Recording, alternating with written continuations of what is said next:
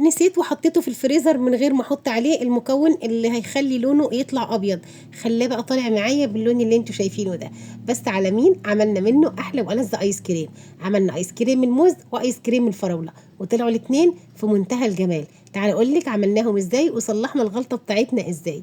في الاول كده كنت شايله فراوله في الفريزر، طلعتها وسبتها نص ساعه وبعدين نزلت بيها في الكبه. حطيت عليها معلقتين من السكر البودر، حطيت معلقتين كمان من اللبن البودر، ربع كوبايه من اللبن، 3 معالق كبار مليانين من الكريمه. هضرب المكونات بتاعتي كلها كويس جدا في الكبه بالشكل اللي احنا شايفينه مع بعض ده.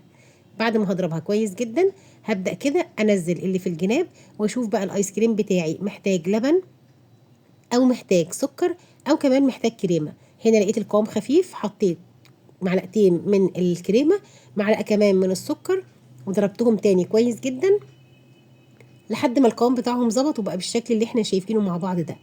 جبت العلبه وحطيت كده الايس كريم بتاعي جوه العلبه، وهغطيها بقى بستريتش راب الاول، وبعدين هغطيها بالغطا بتاعها واحطها في الفريزر مش اقل من 8 ساعات. ده الموز بتاعي انا حطيته في الفريزر من غير ما احط عليه عصير نص ليمونه، طلع لونه معايا بالشكل ده. ما تغلطيش الغلطه دي وانتي بتفرزي الموز، حطي عليه عصير نص ليمونه عشان يطلع معاكي لونه فاتح وجميل. برضو حطيته في الكبه وحطيت عليه بقى علشان نصلح الغلطه بتاعتنا عصير نص ليمونه، معلقتين من السكر، معلقتين من اللبن البودر، 3 معالق كمان من الكريمه، وحطيت نص معلقه صغيره من لون الطعام الاصفر وربع كوبايه من اللبن. ضربت المكونات كويس جدا بالشكل ده زي ما عملنا مع ايس كريم الفراوله. بصوا بقى هنا لونه فتح وبقى حلو ازاي. برضو هرجع انزل اللي في الجناب واضيف بقى هنا حوالي ربع كوبايه او معلقتين كده من اللبن عشان لقيت قوامه تقيل شويه. خلاص كده هضرب المكونات تاني.